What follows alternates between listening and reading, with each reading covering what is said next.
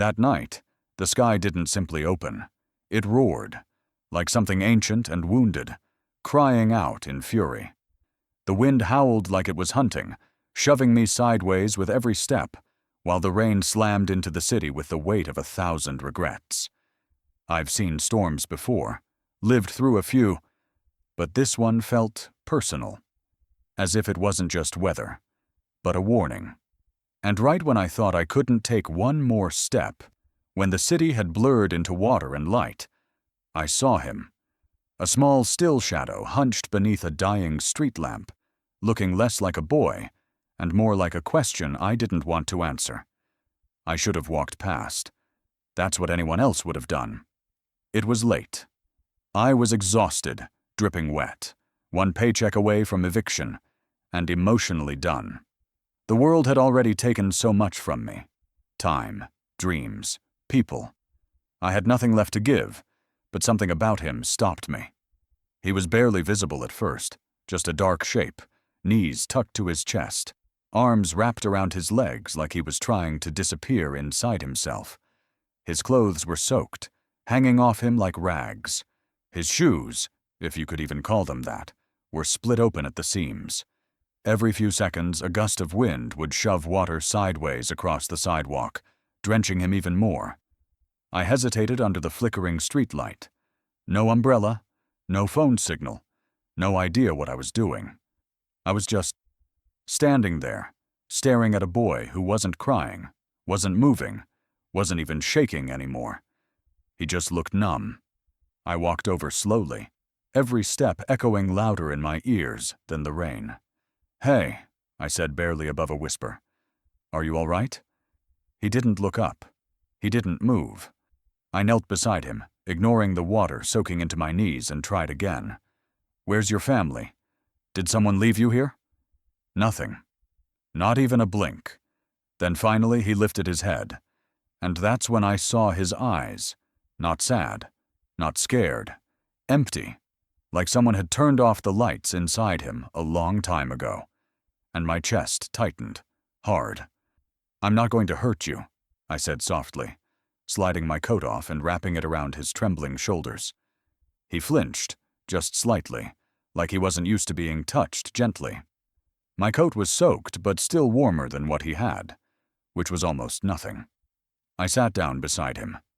I don't know why. Maybe because no one had done that for me once. Maybe because I couldn't bear to leave. Maybe because something in the pit of my stomach whispered that this moment mattered more than I understood. Cars passed, splashing water onto the curb. People walked by across the street, hurrying to escape the storm. No one noticed us.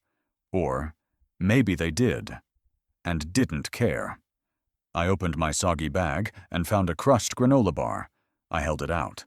He looked at it, then at me. Finally, he reached out, took it, and held it close like it was a treasure. Still, he didn't speak. I didn't ask again. I just held the umbrella over both of us, even though it was mostly broken. We sat in that makeshift shelter. A woman who didn't know what she was doing, and a child who looked like he'd forgotten what it felt like to be seen. Minutes passed. Then more. And I started wondering what to do next. My phone was dead. I couldn't call anyone. And the last thing I wanted was to leave him, even to get help. So I stayed. Just as I started to think the night couldn't stretch any longer, something changed. A low hum, almost too smooth to be a regular engine, rolled down the street. The boy didn't react, but I did. I turned my head and saw two piercing headlights through the rain. They were moving slow, not like traffic, not like a passerby. This car was looking for something, or someone. It pulled up beside us, glossy black, sleek, foreign, the kind of car that doesn't belong in this neighborhood, the kind of car that's made to make a statement.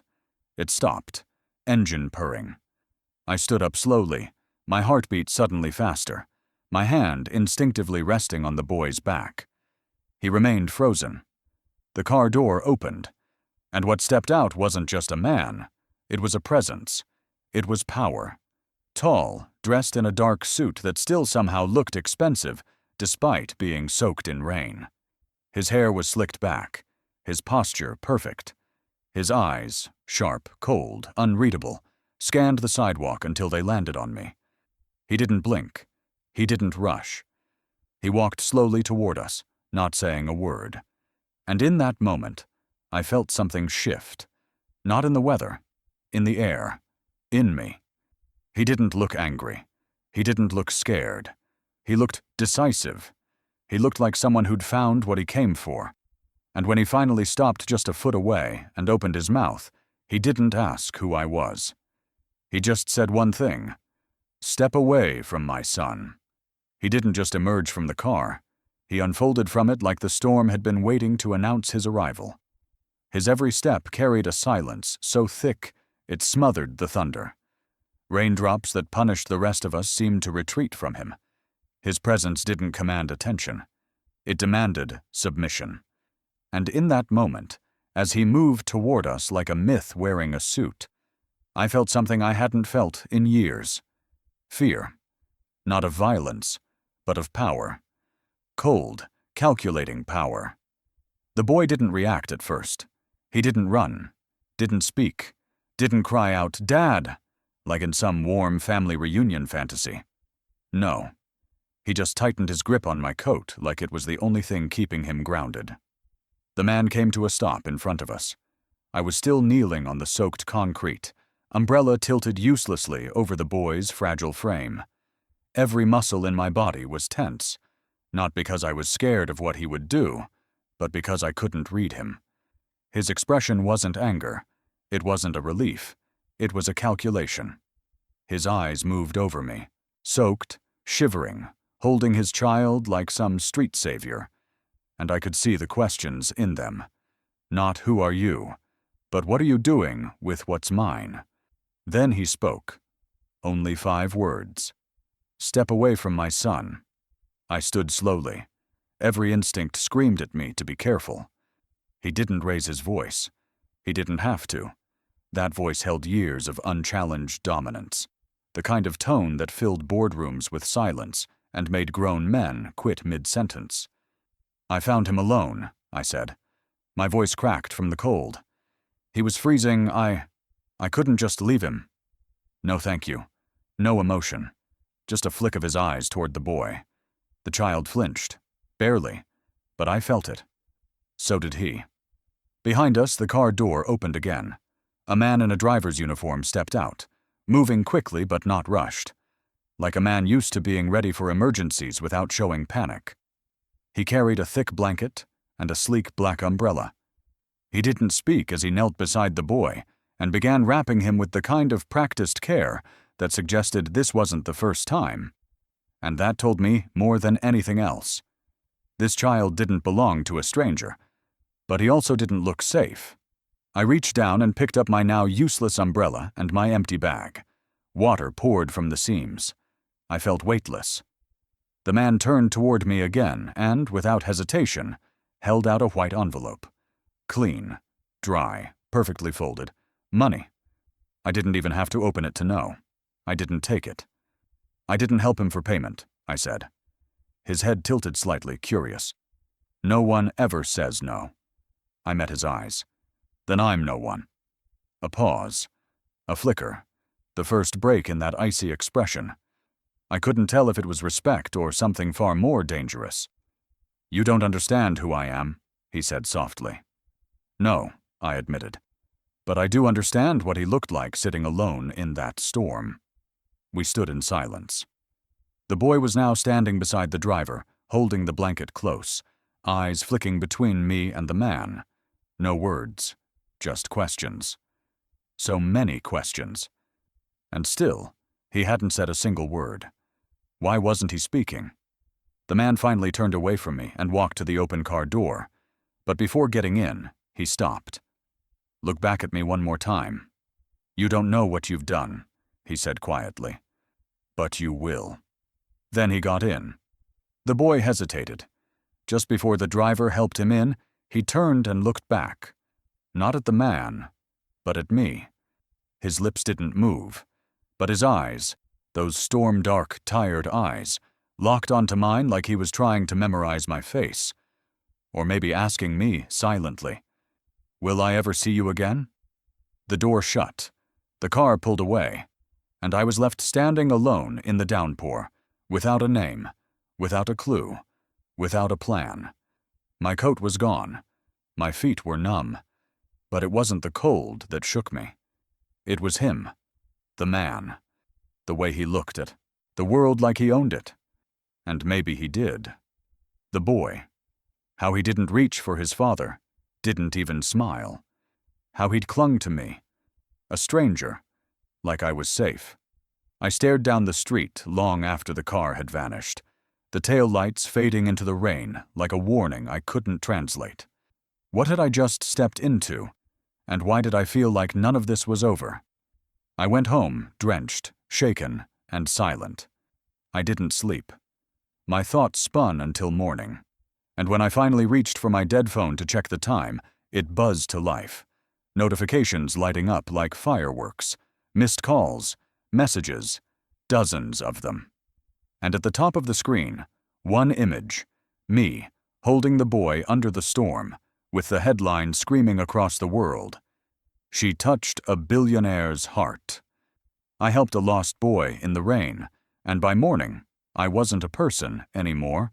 I was a headline, a hashtag, a story told by strangers who didn't know my name. The world didn't see the cold-soaked woman kneeling beside a shivering child. It saw a symbol, a mystery, a viral miracle. And suddenly, I wasn't living my life. I was watching it be rewritten in real time by people who only wanted my face, not my truth. That's when I realized, kindness isn't always quiet. Sometimes it turns into a spotlight you never asked for. My phone was still damp when I plugged it in, and within seconds it lit up like a war room. Messages from numbers I didn't recognize. Dozens of missed calls, emails, mentions, tags. Some messages were from friends. Most were from complete strangers. At first I thought something terrible had happened. Then I saw the photo. There I was, kneeling beside that boy, my coat wrapped around him, holding a broken umbrella over us both. The image was raw, beautiful, haunting, and completely out of context. It had already been shared over 500,000 times. The headline above it read, "She touched a billionaire's heart." Suddenly, everyone wanted a piece of me. I couldn't walk down the street without phones aimed at my face.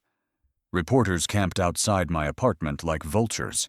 My building manager called twice, once to complain about the media, and again to ask if I could do an interview on behalf of the building for positive press.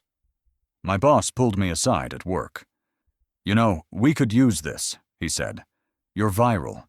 You could represent the brand, go on camera, maybe even spin it into a corporate partnership." I laughed, not because it was funny, but because it felt like a joke. I wasn't famous. I was used. My name trended on social media for a full day before anyone actually got it right.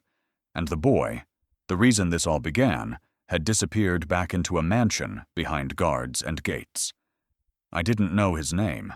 I didn't know if he was okay. No one mentioned him. They only talked about me.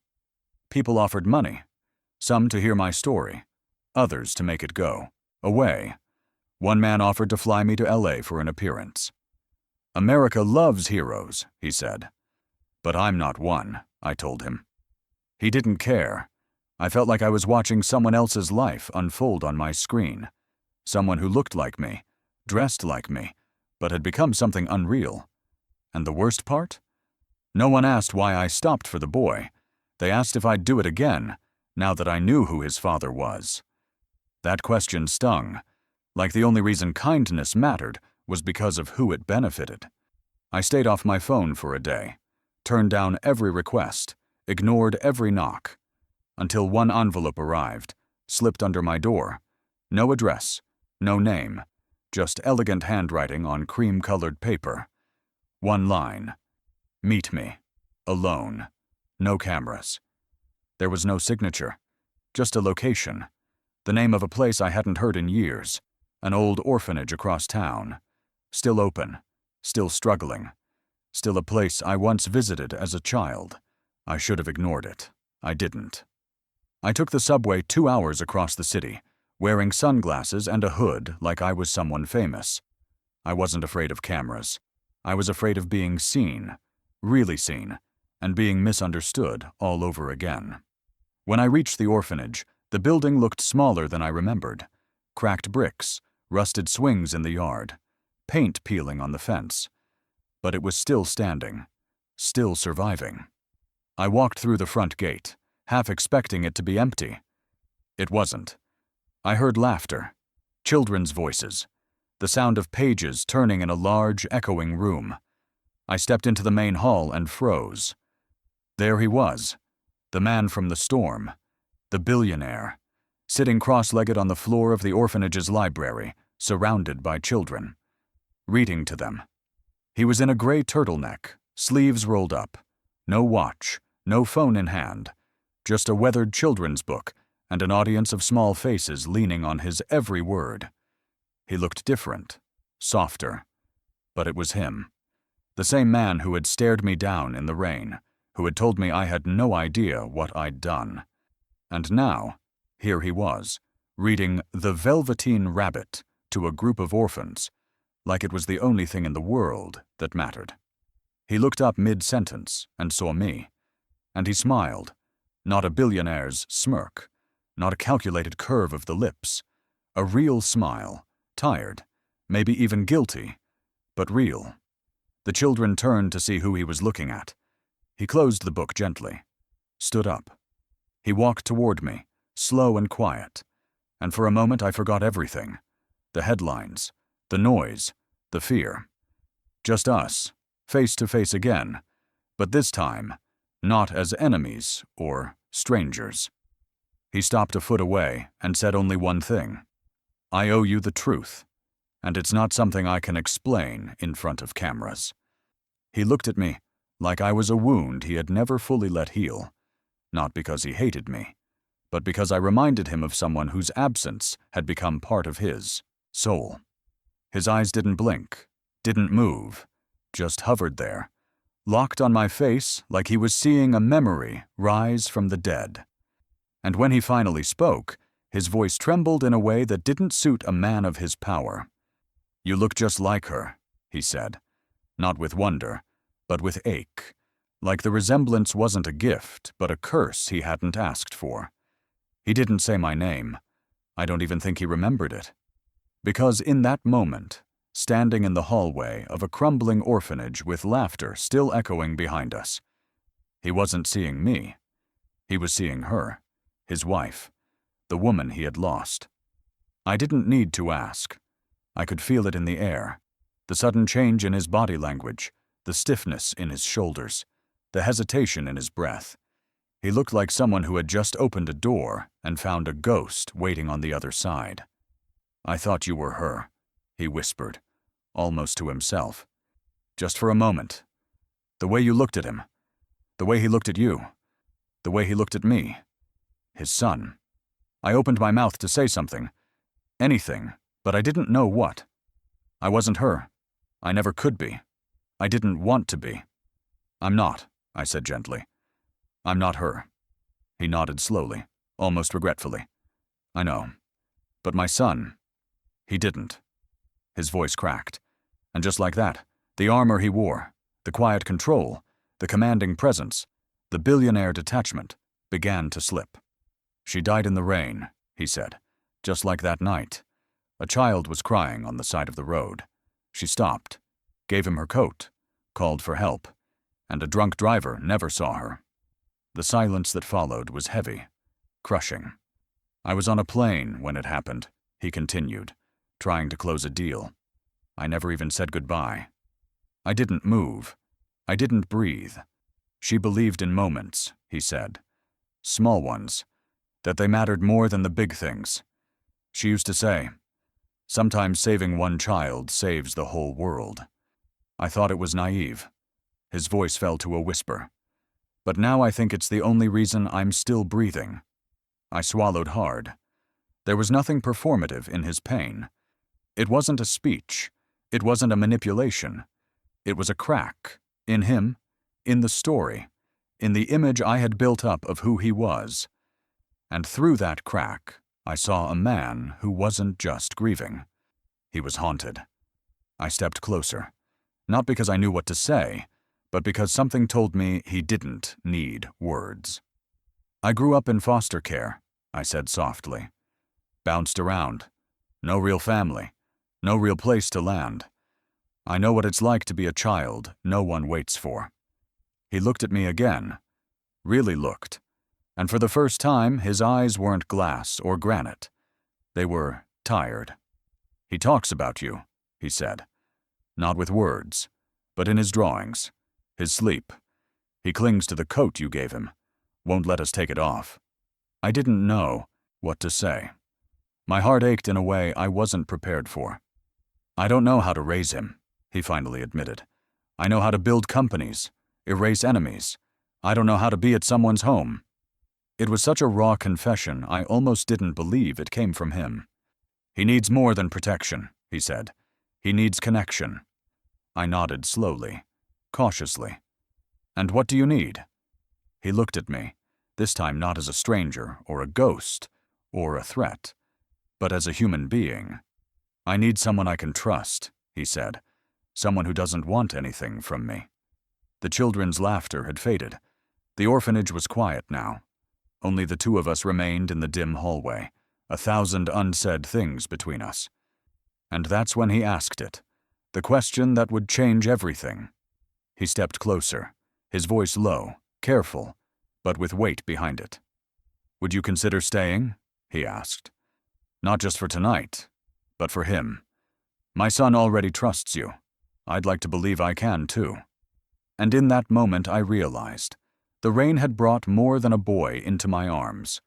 It had pulled me into a life I never saw coming. His home had everything, marble, gold, perfection sculpted into silence. But it had no warmth. The kind of house where voices echoed not because of its size, but because no one had spoken there for too long. Each surface gleamed, each light fixture sparkled, but the air felt cold, like even the walls had forgotten what laughter sounded like. It was less a home and more a museum, not built to be lived in, but preserved. As I stepped through the massive doors, I didn't feel like a guest. I felt like an intruder being allowed into a haunted memory. The doors closed behind me with a quiet thud, not slammed, not locked, but heavy. The kind of sound you feel in your chest. I stood in the grand foyer, dripping from the rain, shoes leaving small puddles on the pristine white marble. A crystal chandelier hung above, catching the afternoon light, shattering it into prisms across the walls. Everything looked perfect. Too perfect. The kind of perfection that doesn't happen by accident. It's curated, polished, guarded. It didn't feel like someone lived here. It felt like someone was hiding inside it. The boy reached for my hand as the staff silently took my coat. His little fingers found mine without hesitation, the same grip from that night in the rain. He didn't speak, but he didn't let go. The butler nodded respectfully. Not a word, not a smile. Everyone moved like they were told not to be seen, only serve. We passed the staircase, winding, carved from dark oak, lined with red velvet, and turned down a hall flanked by cold statues and spotless mirrors. I couldn't see any family photos, no drawings taped to walls, no muddy shoes by the door, no sign of life. Except him. This boy. Still holding my hand like I was the only solid thing in a world, built out of glass. He took me to his room. A massive space filled with toys, books, shelves lined with models, puzzles, science kits, robots. The kind of room any child would dream of. But there was dust on half of it. Unopened games. Books that had never been flipped through. Dolls with eyes that had never been looked into. He walked over to a corner and sat cross-legged beside a worn-out stuffed bear, older than the rest of the room's contents. "This is the only one who talks to me," he said softly. It was the first time I'd heard his voice since the night in the rain. I thought I wasn't allowed to talk, he added after a pause. Because Mommy used to, and then she didn't. My chest tightened. I sat beside him. You're allowed, I whispered. Always. He nodded, but didn't look up. Are you staying? The question felt like it weighed more than everything else in the room combined. I'm here now, I said, and I'm not going anywhere. Later, I explored the house with the help of the housekeeper. Every room looked like it belonged in a magazine. Art on every wall, chairs no one had sat in, fireplaces that hadn't been lit in years. Each space was beautiful, but empty. And in the silence, I could feel the echoes of what used to be, or maybe what was never allowed to be. The staff was polite, respectful, but quiet, trained, afraid. It was hard to tell, but I noticed something. Everyone referred to the man of the house in the same way. Sir. Not Mr. Daniels, not the father, just Sir, like he was less a person and more a title. He watched me from a distance most of the day, never interfering, never interrupting, but always watching. At dinner, he sat at the far end of a table long enough to seat 12. The boy sat next to me. We spoke in quiet tones while he ate slowly, carefully, eyes flicking up at his father every so often, like checking for permission. The man, the billionaire, asked no questions. He simply observed. After dinner, the boy hugged me good night without hesitation. His father watched this, expression unreadable, then left the room without a word. Later, I found my temporary room. Beautifully arranged, soft lighting, warm sheets, a wardrobe already stocked in my size. And that scared me. How did they know my size? How long had this been planned? But I shook the thought away. Maybe they were just efficient. Wealthy people always seemed 2 steps ahead. Still, something in the back of my mind stirred. I wandered the halls after midnight. I couldn't sleep. The silence in that mansion wasn't peaceful. It was loud. It pressed into your ears like static, made you hear things, think things. I passed by a small sitting room, door slightly open. Inside were rows of books, a grand piano, and one large cabinet of framed photographs. Drawn like a magnet, I stepped inside. The frames were polished, lined perfectly, one after another.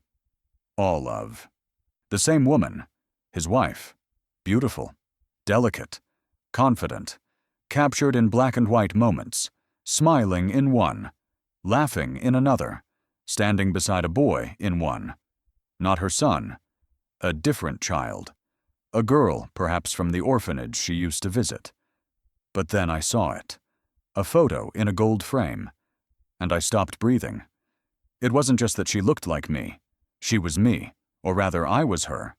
Same eyes, same face shape, same subtle smile. The resemblance wasn't casual, it was unnerving, like someone had made me to match her. The room tilted, my stomach twisted. Was that why he'd invited me here? Was I just a replacement? I stood frozen, staring at the photo, when I heard the soft creak of the door behind me. I turned, and there he was, watching me from the threshold, silent as ever. He didn't look surprised. He didn't look ashamed. He just said, "Now you understand." And I realized, I was never here by accident. Some doors don't just stay closed. They whisper, they ache, they beg to be opened. And even when locked, they creak in your thoughts like they remember the last time someone touched them in fear. That door, tucked at the back of the house behind velvet curtains and polished bookshelves, wasn't just wood and brass. It was a warning. I didn't know what I was looking for, but from the moment I entered that mansion, I felt it pulling at me, quietly, patiently, like it had been waiting for someone like me to finally listen. I started noticing things. Small things at first. Whispers between the maids that stopped the second I walked in. Looks exchanged between staff who never spoke above a hush. And always, that odd silence when anything about her was mentioned. His wife. The woman I apparently resembled. The woman whose photo sat in a gold frame, like a ghost watching me breathe. Even the boy, cheerful in his own quiet way, once paused mid-play to say, "We're not supposed to talk about Mommy. That makes Daddy sad." But it wasn't sadness I saw in his father's eyes. It was something else. Something guarded, controlled, buried. The house held its breath around her memory. I began walking different paths at night, avoiding the obvious hallways, and instead following instinct. Into side rooms, dusty corners, places no one used anymore. That's when I found the study. It was beautiful, cold, untouched, the fireplace long dead, the desk immaculate. But one drawer, just one, was locked. That in itself was nothing unusual in a billionaire's home. But this drawer had scratches around the keyhole, like someone had once tried to force it open, like someone needed what was inside. And I was done waiting for permission. That night, when the house was asleep, and even the moon looked secretive behind the clouds, I returned with a hairpin and trembling fingers. It took 5 minutes, maybe 10. Click. The lock gave way with a reluctant sigh. Inside, a stack of journals. Leather-bound, some torn, some creased, all hers. I pulled them out slowly, hands shaking, my chest tight. I sat on the rug and flipped open the first page. It wasn't what I expected. Not poetry, not romantic notes. It was fear. Pages upon pages of it. Not about monsters or ghosts, about people. Her entries began normal, reflections about the boy, motherhood, grief, love. Then they shifted. He's building walls around me. Not just in the house, but in his world. I'm not allowed to go out alone anymore. I found a microphone under the bed. He says it's for security. I don't feel safe. He says I'm paranoid, that I need rest, but he changes staff weekly. I never know who to trust. He watches everything, even how I breathe. The handwriting became more frantic, Messier, tear-stained. If something happens to me, promise someone will read this. I felt cold all over. What had happened to her? Everyone said it was a tragic accident, saving a child in the rain, struck by a car. But what if that wasn't the full story? What if she hadn't just died? What if she'd been running? I read until my eyes burned. She had begged for help, in ink, in silence. And no one had listened. No one except the pages. I stared at the final entry. It was dated 2 days before her death. I told him I was leaving. He smiled, said I could go, if I left our son behind. I locked this drawer for the last time. If anyone finds this, believe me. The page had a small smudge of red. Blood? Ink? I didn't know, but it shook me. I didn't sleep that night. I tucked the journals under my mattress, and I kept one page folded in my pocket, the one that haunted me most. The next morning, everything in the house felt sharper, brighter, louder. The man, her husband, looked at me longer than usual, like he could sense I knew something now. I didn't say a word. Neither did he. But something had shifted. Later that afternoon, the boy asked why I looked sad. I told him I missed someone I never got to know. He just nodded like he understood. And maybe he did. That night, just past midnight, my phone buzzed. A number with no name, no history. I hesitated, then answered. A voice, low, unfamiliar, rough like gravel and nerves, whispered into the silence. If you want the truth, meet me, alone. No cameras. My heart slammed against my ribs. Who is this? The line crackled. The voice continued. She wasn't crazy, and she didn't die by accident. We both knew she was being watched. And now so are you. The call ended with a click. I stared at my reflection in the dark screen, pale, wide-eyed, trembling. A location was texted seconds later. An alleyway behind the old opera house. Midnight. Alone. And that was when I realized I had opened a door that someone had gone to great lengths to keep locked. She appeared from the dark like a warning pulled into flesh.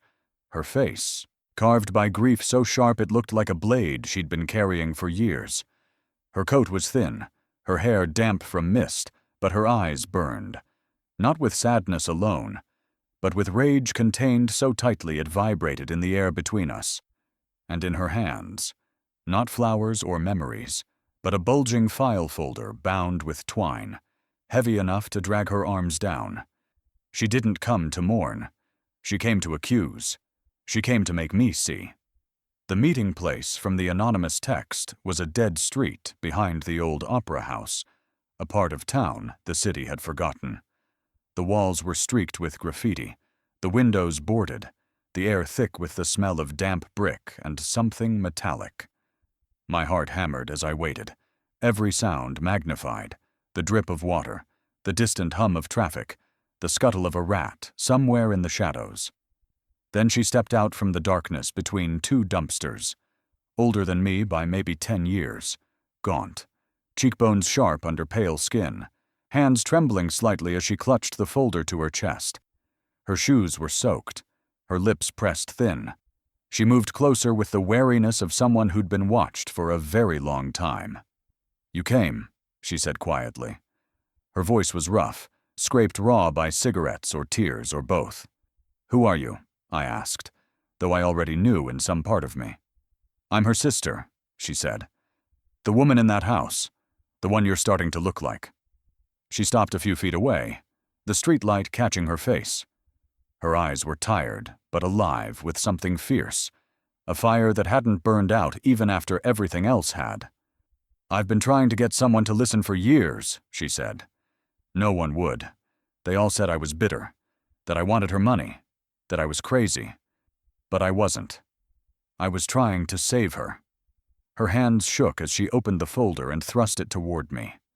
"Read," she demanded. I took it, fingers brushing damp paper, and flipped through the first few pages. Medical files, incident reports, letters written in the same frantic hand I'd seen in the journals hidden in the study, photos, dates, patterns. My stomach turned. She wasn't paranoid, the sister said. She was being watched. Every breath, every move. He had her followed. He replaced staff weekly so she never had allies. He built that lab under the house not for her, but for himself. I kept flipping. Photos of vials, lab notes, diagrams, a file labeled Subject 1. The sister's voice hardened. He wasn't grieving. He was experimenting. I looked up sharply. "On what?" "On everything," she hissed. "On her. On himself. On the idea of death. He wanted to cure it. She wanted out. That's why she was at the roadside that night. She was running. She saw a child and stopped, because she couldn't not stop. That's who she was. And it killed her." My knees felt weak. The folder slipped in my hands. "You're saying—" "I'm saying he's not who you think he is," she cut in. "And neither is that house. He saw you on the news. He saw the way you looked. You think it's a coincidence? You think he invited you there for the boy?" Her eyes bored into mine. "He invited you there for himself." The air between us seemed to tighten. My pulse roared in my ears. "Why are you telling me this?" I asked. "Why now?" "Because you're the first person to get close," she said simply. "You're the first person he's let pass the gates since she died. And you're the only one the boy clings to." She stepped closer, lowering her voice. "Get out while you can. Take the child if you can. But don't think you're safe." The folder in my hands felt heavier now, like it contained not just paper, but the weight of an entire life being crushed.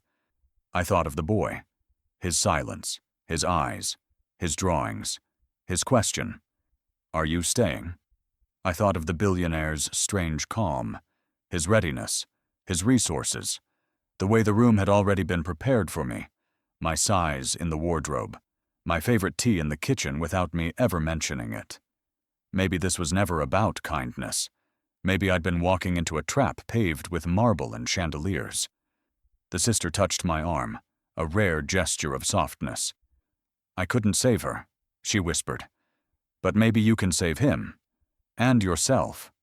Then she slipped back into the shadows, melting into the city's forgotten veins. I stood there alone, folder clutched to my chest, rain beginning to drizzle again like the sky itself was listening. By the time I reached the mansion, the house was quiet. Too quiet. My footsteps on the marble felt louder than usual. The staff glanced at me differently. Not rudely, not curiously, but like they knew something I didn't. I climbed the stairs to the boys' room, folder still under my arm. My heart felt like it was lodged in my throat. Everything the sister had said ran through my head, like a broken reel. I opened his door, slowly. He was sitting on the edge of his bed, the stuffed bear in his lap, staring at the door as if he'd been waiting. When he saw me, his face lit up in a way I hadn't seen before. Not timid, not tentative. Sure. And then, in a small voice that shook me to my core, he said the one word I wasn't ready for. "Mom." I froze in the doorway, the folder slipping from my hands, papers spilling across the carpet like fallen leaves. He looked at me with eyes that were no longer just sad. They were pleading. "Mom," he repeated, softer. And behind me, somewhere in the shadows of the hall, I heard a door click shut, as if someone else had been waiting for this moment all along. The floor shouldn't have creaked, not in a mansion engineered for silence, where every sound was controlled and every step rehearsed. But it did. One small groan beneath the velvet rug. The kind that doesn't just betray weight, but secrets. I stopped mid-step, heart knocking in my chest, the silence around me suddenly louder. The walls had been hiding something, and now they were ready to speak. I wouldn't have noticed it if I hadn't been walking that hallway for days, long enough to memorize each creak, each seam in the wood, each shadow the chandeliers cast on the wall. But this night, something shifted. A faint dip under my foot, barely noticeable. I pushed back the edge of the rug. The panel beneath was different. Not newer, smarter. Flush with the rest of the floor. Invisible unless you knew where to look. I ran my fingers along the grain and found a ridge no bigger than a strand of thread. I pressed. There was a click, subtle but certain. A panel in the wall beside me hissed softly and slid inward, revealing a matte black door with no handle, just a palm-sized panel, glowing faint blue. It shouldn't have been there, but it was. My pulse surged. I glanced behind me. Empty hallway. Silent. The boy was asleep. The staff had long retreated. The house was dead still. I placed my hand on the panel. The door slid open. A sharp breath of cold air hit me like a warning. Beyond it, darkness, steel steps leading downward, and the faint hum of machines breathing under the floorboards of this perfect house. I descended slowly, gripping the rail as the steps groaned beneath me. It felt like I was walking into the lungs of the house, into the truth it had hidden beneath all its polished lies. The lower level opened into a long corridor, walls covered in surgical white paneling, floors coated in industrial resin. Everything was sharp, sterile, inhuman. Rows of flickering screens lined one side, vials of clear liquid on the other, refrigerated drawers, glass chambers, lab tables, surveillance monitors, whiteboards filled with chemical sequences and genome maps. But I wasn't prepared for what I saw on the far wall. 2 profile boards, side by side, her and me. Photos of her from different stages of life, birth certificate, medical scans, psychological evaluations, and next to it, my life, laid out like an autopsy. Photos of me from childhood, school, early jobs, locations I had lived, coffee shops I visited, screen captures of my social media pages, even photos of me at 8 years old, with the same necklace she wore in her framed photo upstairs. My necklace. Or her necklace? Was I wearing something that had belonged to her? No, that couldn't be. Unless I wasn't just found. I was chosen. I staggered backward, breath stolen from my lungs. On the desk beside the monitors were 2 files. Subject 1, Evelyn M. Daniels, Subject 2, Eva Marlowe, my name. I opened the file marked Subject 2. Inside, lab reports, DNA overlays, psychological markers, behavioral patterns, organ match charts, timelines, a bold header across the top. Genetic mirroring, 97.9% probability. Underneath, candidate selected based on biomatch, psychological traits, near identical, project reinitiation approved. What was this? What did it mean? I wasn't just a stranger he'd noticed. I was someone he had hunted, documented, watched for years, from a distance, with precision. And what was project reinitiation? I moved to the next chamber. A small room, sterile white, shelves filled with notebooks, hers, more of her handwriting, more desperate pleas, more formulas, one in particular. V17 trial, terminated prematurely after episode 3, unstable, emotional volatility compromised results. I didn't understand all the science, but I understood one thing. She wasn't his wife anymore by the end. She was his subject, and I had taken her place. I heard something shift behind me. I turned, and there he was. He didn't flinch, didn't pretend to be caught. He simply stepped into the lab, hands in his pockets, eyes soft, unreadable. I knew you'd find it, he said. My throat was dry. You've been tracking me. I've been preparing for you, he corrected gently. I took a step back. You think I'm her? He shook his head. No, you're not her, but you complete her. He moved past me, touched the screen where our profiles sat side by side. She believed death was a problem we could solve. I laughed at her, until she died. Then I realized she may have been right. He turned to me, voice low, even. She wanted to finish the work. She ran out of time. But you, he gestured toward the screen, you are the only person in the world who can continue it. This isn't science, I said. It's obsession. He smiled faintly. Obsession is what built everything you're standing in. The machines hummed louder. The lights buzzed. I didn't bring you here to replace her, he said. I brought you here to finish what she started. For him. For my son. I looked at him, trembling. You think he needs a ghost? No, he said. He needs the person his mother trusted the most, even if she never met you. He reached for something on the table, a small key, golden and cold, and held it out. This opens her final chamber, he said. She locked it. Only you can decide if what's inside should ever see the light again. I stared at the key, then back at him. I wasn't just caught in someone else's past. I was being handed the future. Some men grieve by letting go. Others build altars so large they forget the person they lost and worship the memory instead. He didn't bury her. He built around her. A world where she could live on in data, in research, in replication. He wasn't trying to mourn. He was trying to resurrect. And when he looked at me in that lab, he wasn't seeing a second chance at science. He was seeing a second chance at her. I wasn't just a woman. I was a vessel, and that terrified me more than anything else. He walked me through the rest of the lab like it was a museum, carefully, narrating each section, her notes, her prototypes, her dreams. Every word he spoke was soaked in reverence, but it wasn't romantic.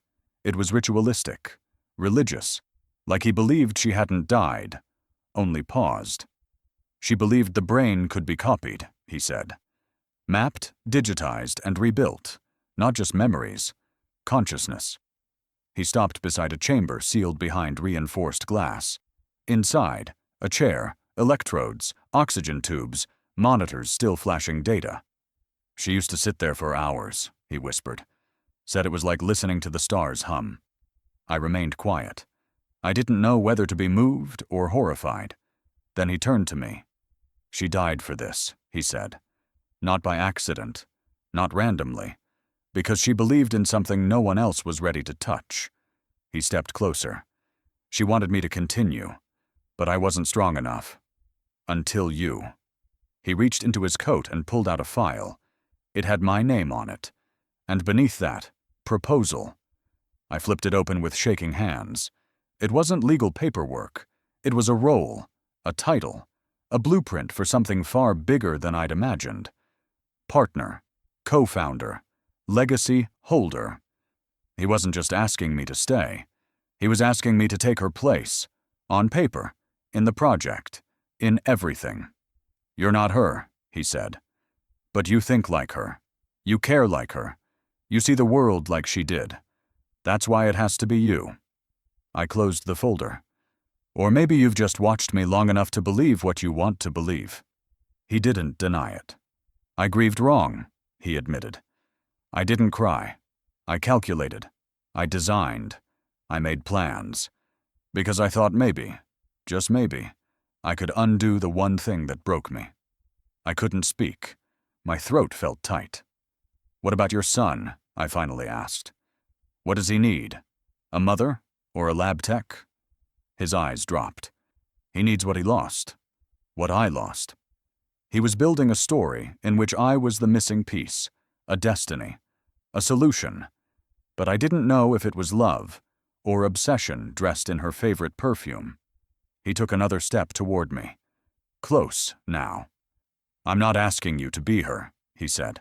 I'm asking you to carry her work forward. With me. I looked at the monitors, the files, the thousands of sleepless nights etched into circuit boards and equations. And I couldn't tell where the science ended, and the madness began. For a few days, I stayed. Not because I agreed, but because I didn't know how to walk away. Not from the boy, not from the truth, not from the part of me that had never felt needed before. He gave me access to everything.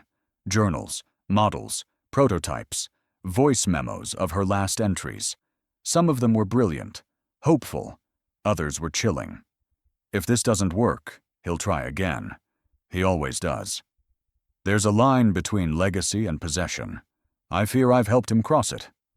I read those lines at night and stared at the ceiling, wondering if I was still my own person, or if I had slowly become part of her echo. I found myself in the lab more often than I should have been, studying, reading, trying to understand what she saw in him and what he saw in the world. But I avoided one thing, the chair behind the glass. That felt sacred, dangerous, final. Then one morning, everything changed. We were in the conservatory. The boy was building a puzzle. I was watching from the couch. His father entered, holding 2 cups of tea. He sat beside me, closer than usual. He smiled. "Thank you for not running," he said. I wanted to ask what would have happened if I did. Instead, I nodded politely and turned back to the boy. And that's when it happened. His body stiffened. Then, without a sound, he dropped to the floor. I screamed and rushed to him, heart racing, but he wasn't moving. His eyes were rolled back, lips pale. The man grabbed a small black device from his pocket, pressing it to the boy's chest, barking orders at staff who appeared from nowhere. "Get the stabilizer, now!" he yelled. I cradled the boy's tiny frame, my hands shaking uncontrollably. And through the blur of panic, one thought screamed louder than the rest. What have you done to him? He never intended the cure to be used on anyone except her. It was his gift to a dying wife, a last-ditch dream disguised as science, a whispered promise coded in molecules that no medical board would ever approve. But when his son's body crumpled without warning, all the boundaries he had once drawn between right and wrong, between ethics and obsession, began to dissolve. This wasn't about preserving a legacy anymore. It was about defying death for a second time, and hoping it didn't come back twice as angry. The boy's body lay unnaturally still on the table, surrounded by a storm of panic. Monitors flashed irregular patterns, alarms screeched in high-pitched warning, and yet nothing felt louder than the silence inside my chest. His fingers had curled inward. His lips were tinged gray.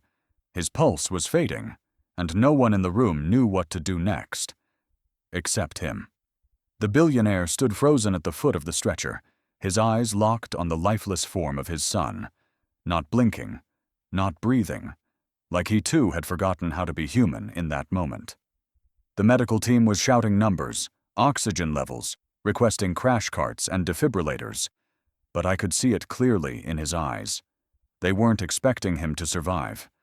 And then, without turning toward me, he whispered something that made the floor tilt beneath my feet.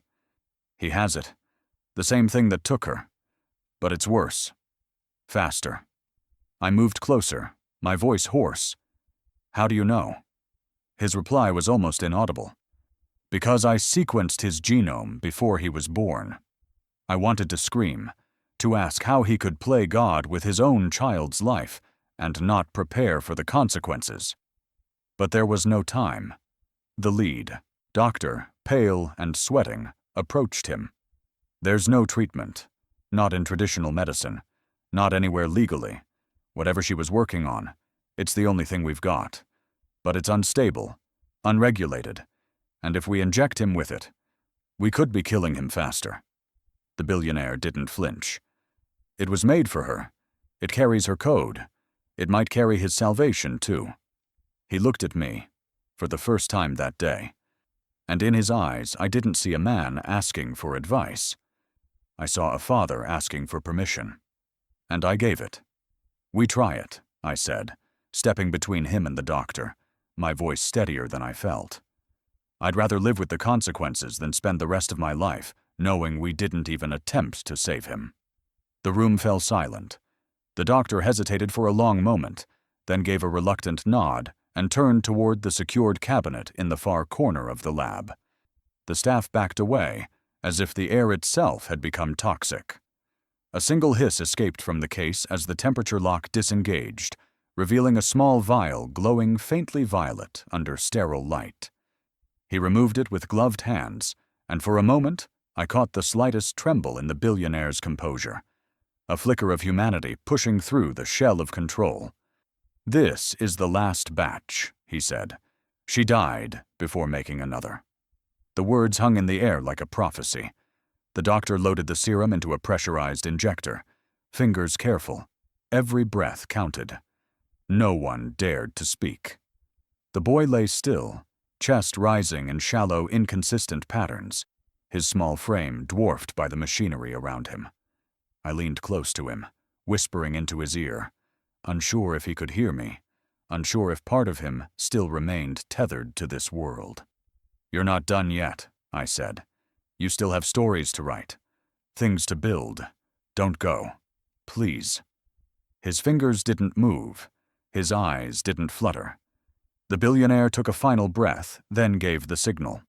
The injector hissed against the boy's arm, delivering its payload in a silent burst of violet. For a full 10 seconds, nothing happened. Then his heart rate spiked. The machines shrieked. One nurse shouted that his temperature was rising uncontrollably.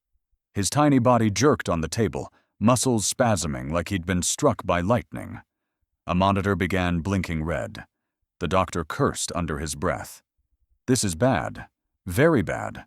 We need to stabilize him now or—" The billionaire snapped. "No. Let it work." The boy's body began to arch off the table, eyes rolling back, mouth slightly open. The lights in the lab flickered. The temperature in the room dropped.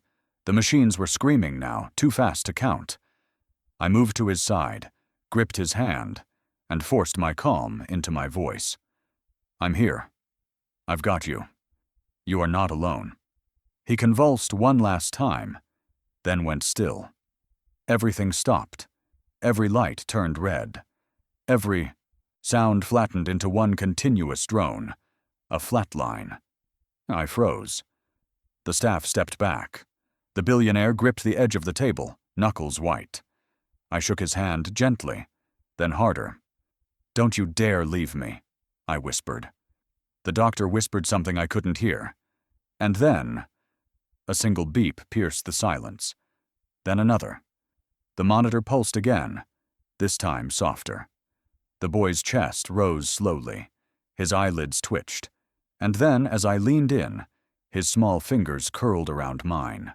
Not by reflex, not by accident, but with purpose. Weak, barely there, but full of life. And somewhere behind me, the billionaire whispered one word under his breath: impossible. Miracles are rarely left untouched. Once the world sees something it cannot explain, it does what it always does. It digs, dissects, judges, and then chooses a fidus. The cure that saved his son should have been a private salvation. But secrets built in labs do not stay hidden when lives are changed in front of the world's eyes. And so, what began as a miracle quickly turned into a battle over morality, identity, and legacy. And at the center of it all was me. We thought we could contain it. The boy was alive, thriving, laughing again. He had color in his cheeks and strength in his voice. To us, the cure had worked. The danger had passed. And for the first time since this began, we allowed ourselves the quiet, fragile belief that everything might be okay. But miracles are loud, even when you whisper them, and someone leaked the story.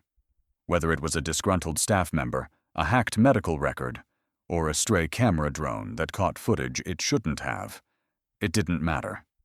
The world found out. And when it did, it descended like a storm we hadn't braced for. News vans lined the street outside the gates. Helicopters hovered. Satellite trucks parked in rows like predators circling prey. The headlines were merciless. Billionaire plays God, cures son with illegal serum. Secret lab child saved by experimental drug. Woman recreated to replace dead wife. Is she even real? They turned me into a concept, a question mark, a conspiracy. The boy became a symbol, a miracle child, a scientific scandal, and his father, once private, untouchable, was forced into the global spotlight as either a genius or a criminal. There was no middle ground. Protesters appeared within hours. Some came with signs that said, "Let him save us," begging for access to the cure. Parents of terminal children camped outside the mansion walls, hoping for a chance, a vial, a miracle. Others weren't so kind. This is unnatural. Human trials without consent. Who gave him the right to decide who lives and dies? Government agents came next. Private meetings, legal threats, ethical boards, demands for transparency. Some offered money. Others offered silence in exchange for full access to the lab and formula. One contract slid across. Our desk for $7.6 billion, backed by a major pharmaceutical company, guaranteeing full legal protection if he handed it over. He didn't even touch the pen. "This wasn't built for profit," he said to them, calm but cold. "This was built for the woman I lost, and the son she gave me." They called him arrogant, dangerous, unstable, but they never stopped offering, and every time he refused, the pressure grew. Meanwhile, the boy kept healing, not just stabilizing, but improving beyond anything the doctors could explain. Stronger reflexes, sharper cognition. His drawings changed too, more detailed, more abstract, like something inside him had accelerated. I stayed close to him. We spent hours in the garden, in the library, in quiet corners of the house where the world couldn't reach us. But even in those moments of peace, I could feel the eyes watching, the tension creeping through the walls. We were living in the center of a phenomenon we hadn't asked for, and none of us knew how long it could hold. To stop the chaos from spiraling further, we made a decision. We converted the lab, not into a secret chamber or a vault, but a public legal foundation, the Evelyn Project. Its mission, to study rare genetic disorders with transparency, ethics, and zero corporate interference. He appointed me co-founder. He handed over partial lab access to a neutral scientific council. He opened part of the formula's research for peer review, but never all of it. And that was the part that still scared people. What else had she written? What else had he hidden? And why did I still feel like we were sitting on a fault line? The foundation helped. Some of the press backed off. The protesters thinned. Government scrutiny dulled its teeth. But something inside me still felt restless. Like the real danger hadn't passed, it had only paused. And then, the letter came. It arrived not by mail or messenger, but slipped through the wrought iron gates early one morning, wedged gently between the bars. No return address, no markings, just a white envelope with slightly frayed edges and a single wax seal stamped with a soft, familiar E. I found it as I was walking to the garden with the boy. He skipped ahead. I bent down, plucked the envelope from the gate, and stared. I knew that seal. And when I opened the envelope, I felt my breath leave my body. There, in unmistakable ink, was handwriting I had memorized line for line. The looping letters, the flourished tails, the precise pressure on each downstroke. It was hers, Evelyn's. There was no mistaking it. Not similar, not copied, identical. The note was short, only one line. You think it's over, but I never stopped writing. I read it again, and again. It wasn't possible. Was it? My hands trembled as I folded the note, my mind a whirlpool of disbelief and fear. I turned to call for him, her husband. But before I could speak, I saw the boy, looking at me with wide, knowing eyes. "Did she write to you too?" he asked, his voice soft. I froze. "What do you mean?" I whispered. He shrugged like it wasn't a big deal. "She leaves notes sometimes, in the house, in the walls." And just like that, I knew. Whatever we thought we'd finished had only just begun. Rain has a strange way of returning only when you're ready to forget. It doesn't just fall. It seeps into the cracks you thought had healed, dragging pieces of the past you tried to bury beneath silence. We had built a new life in the countryside, where the world was slower and the sky more forgiving, and for a time I believed the storm had finally passed. But when the clouds darkened again, and the first drop struck the earth, it brought with it a presence I hadn't felt in months, a shadow that never really left, only waited. We had done everything right, left the city, cut all ties, scrubbed every trace of the lab, the controversy, the cure. The house was gone, its secrets sealed and left for legal battles we would never answer to. The foundation was handed off to clinical directors who didn't know the names behind the breakthroughs, only the data. It was the only way to give him a real childhood. Out here, among green fields and dirt roads, he didn't have to be the miracle child. He was just a boy. Our boy. No one watched him through glass. No one asked him questions he couldn't answer. He fed chickens, climbed trees, and named every rabbit in the woods like they were his friends. I had never seen him laugh like this in the city. Not once. And him. The man I once met with a face made of storm clouds and silence. He changed too. He cooked. Badly. But he cooked. He built shelves with uneven legs and spent whole afternoons trying to fix them just to hear his son say, "You're getting better." He let go of his obsession with legacy, with control, with resurrection. For the first time, he allowed life to be unpredictable and beautiful. We had peace. But peace is delicate, and Rain remembers. It began as a whisper in the leaves, the kind of hush that makes birds pause and trees brace themselves. Then came the clouds, low, bloated, gray with secrets. I was washing dishes, watching our boy draw by the window, when the first drop hit the pane. It ran down, like a tear. Then another. Then 100. Outside, the wind shifted direction. Something about it didn't feel like weather. It felt like memory. That afternoon, I walked the long path past the edge of our land. It led to an old wooden fence, just beyond which a gravel road curved into a thicket of pines. We had walked this path dozens of times. But today, there was someone standing there. A child, not ours. A small figure facing away, wearing a yellow raincoat, completely still. I froze. "Hey," I called gently but firmly. "Are you okay?" No response. I stepped forward, but in a blink the child turned and was gone. No sound, no footsteps, just empty rain and the rustle of trees whispering too softly to understand. I rushed to where the figure had stood. Nothing. No footprints. Only a single strange mark in the wet earth. A swirl that looked eerily like the letter E. I ran home, chest pounding. Our boy was fine, still by the fireplace, now drawing stars. I told myself I imagined it, that the rain was only rain, until I saw the letter. It was resting on the porch railing, dry despite the storm, placed perfectly. An envelope, white, no stamp, no smudges, wax sealed in red. The symbol in the center made my throat close.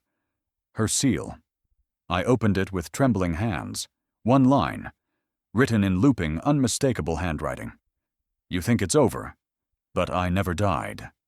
The page slipped from my hand and fluttered to the wet ground, ink blurring slightly at the edges. Behind me, the door creaked open. Our boy stood there, barefoot, holding one of his drawings. "Mom?" he asked softly. She left me another note, too. It's on the wall, with the others. My breath caught. What others? He looked up at me, eyes calm but distant. The ones she leaves when you're not looking. She said she's almost ready to come back. And suddenly I knew. We hadn't escaped her. We were part of her plan all along. If this story touched your heart, don't leave without telling us what you felt. Hit the like button if you stayed with her till the end, and subscribe if you want more stories that make you feel something real. Tell me in the comments, was it love, fate, or something darker? Every view, every comment helps me keep sharing these stories with you. Thank you for being here. This story lives because you watched.